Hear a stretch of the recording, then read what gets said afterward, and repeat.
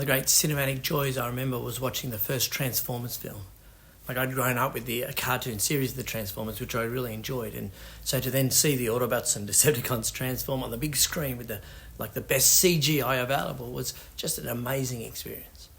Now, we're not Transformers, but if you were to reflect on your life of faith, your life of faith so far, from the first moment of following Jesus until today, how would you say that your life has transformed?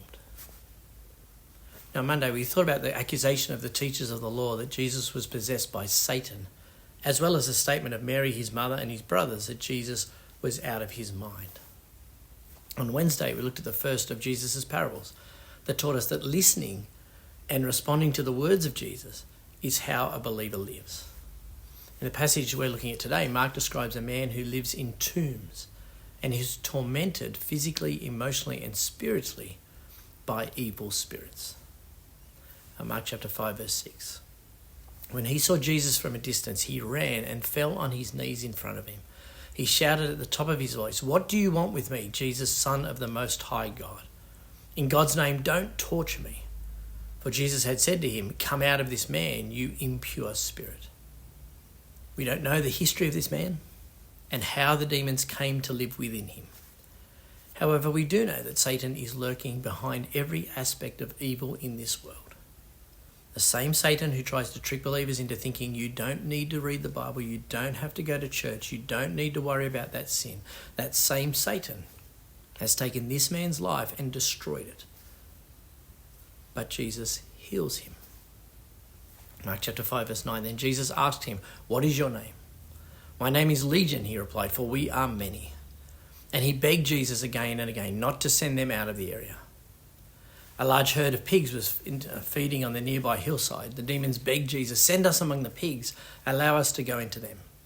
He gave them permission, and the impure spirits came out and went into the pigs. The herd, about 2,000 in number, rushed down the steep bank into the lake and were drowned. Now, there are several questions that come out of this passage, such as why did the pigs run into the water? Did Jesus know they would do that? Were the owners of the pigs compensated for what happened? Was Jesus partly responsible for killing a herd of pigs? There are many questions that come from this passage.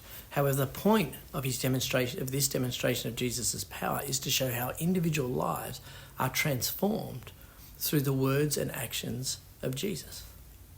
In Mark chapter 5, verse 15, when the people came to Jesus, they saw the man who had been possessed by the legion of demons sitting there, dressed and in his right mind. Jesus said to him, "Go home to your own people and tell them how much the Lord has done for you and how he has had mercy on you." And so the man went away and began to tell in the Decapolis how much Jesus had done for him, and all the people were amazed. Jesus transforms lives. He transformed the life of the man with the legion of demons, the life of the paralyzed man, and the lives of those with illnesses and diseases who came for healing. Jesus transforms lives, just as he transformed your life. Now, I'm not sure if people are amazed at the transformation of your life, but I can guarantee that when you reflect on what Jesus has done for you, that you're amazed. And so, friends, with that in mind, take a minute to thank God for the way he has shaped and continues to reshape your life. Then spend another minute in prayer and ask God to transform the life of someone you know who doesn't yet know Jesus.